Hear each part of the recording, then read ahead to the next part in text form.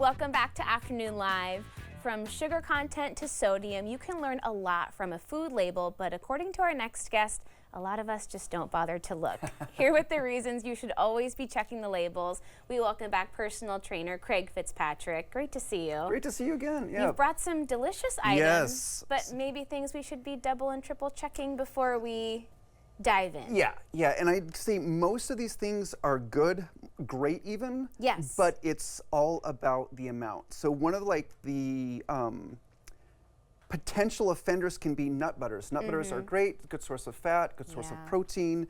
However, I have had clients that have heard about, oh, well, have a peanut butter apple for a snack. And it's one thing if you're using the suggested sample size, which is 2 tablespoons, which is not that much. It's not that much. Right? But we're all dolloping on like 8 tablespoons, let's be honest. We're hitting it like it's a big bowl of hummus, right? And so if you're clearing out like a quarter to a half of the jar, you could be hitting well over 1,000 calories, you know, or 2,000 calories actually. So so be careful of that. The other thing is cooking oils, or you know, olive oil, coconut oil. These are great.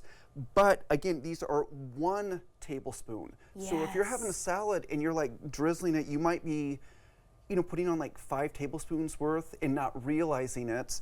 The other thing is like coconut oil in particular has a really high saturated fat amount. So 1 tablespoon has, I believe, 59% of your saturated fat for the day. And what does that really mean, saturated fat? It's still such a confusing term. Sure, and that's the thing, because there's like total fat and saturated fat. Right. Saturated fat is, a lot of times they find that that is the fat that tends to clog our arteries a little bit more. There has been some research saying that that's not true, especially in the paleo and, you know, the high fat diets and stuff like that. But there is still a lot of information coming out that it is not well, something to keep in moderation and keep an eye on regardless. Still, I would keep in moderation. Speaking of, let's talk about sodium. Sodium, okay, and I love salt. I think I'm part deer. Like, I would love to have like a salt lick with me at all times. Great. And but it is a vital nutrient. We need it for so many functions in the body. But again, if we have too much of it, that can be really bad. And so I think one of the worst offenders is, this is bouillon, and this is organic vegetable bouillon. Seems great. And then if you look on the serving size, the sodium for the recommended serving size is 800 milligrams, which is about 37% of the sodium that you should have for the day. Now, on top of that, that serving size is half a cube. Oh no. So a whole cube is almost like 75% of the recommended amount. And you know we're using more than 1. Yes. There's no way. Right. And again, most people aren't like dropping, you know, a bouillon cube in a glass of water and drinking it, right? It's throughout the soup that you're making, but just to be aware of that. It still adds up, It does. Spaghetti sauce is another one. Usually that's anywhere from like 15 to sometimes as high as 25%. This particular brand has 18. And that's half a cup of that. So if you think, if you're having spaghetti dinner, that with maybe some Italian sausage, maybe a few slices of bread with that, you could be hitting your sodium requirement in one fell swoop. One meal, And then added sugars as well. Yes, and so the biggest culprit is, I would say, something like soda. So at the end, the Mountain Dew, that has 77 grams of sugar in 1 bottle. And that is the equivalent, I scooped out here, that's 18 teaspoons of sugar. That's what's in there? 18 teaspoons, that's equivalent of that. So that is like the worst culprit. The other thing is like things like barbecue sauce. This, in 2 tablespoons, this has 13 grams of sugar. So that's like, again, like 2 tablespoons. That's quite a bit. Yeah, so this, and also it has quite a bit of sodium. So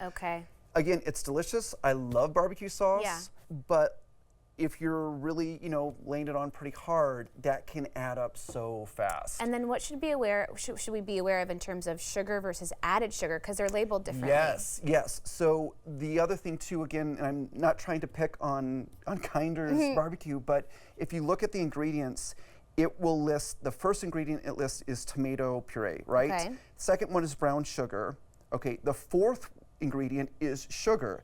And then it also has other sauces in it with molasses, corn syrup, and sugar once again. Oh. So there's ways they're trying to get the sugar away from the first ingredients. Sugar, right? Yes. Okay. But if they have it in corn syrup, molasses, powdered sugar, they can list it as separate ingredients, when in fact it is more sugar probably than anything else. Well, and speaking of translating labels and ingredients, things like maltodextrin. Yes. What does that mean? Maltodextrin, it can be derived from wheat, corn, some other vegetables, and people also think, oh, it's okay.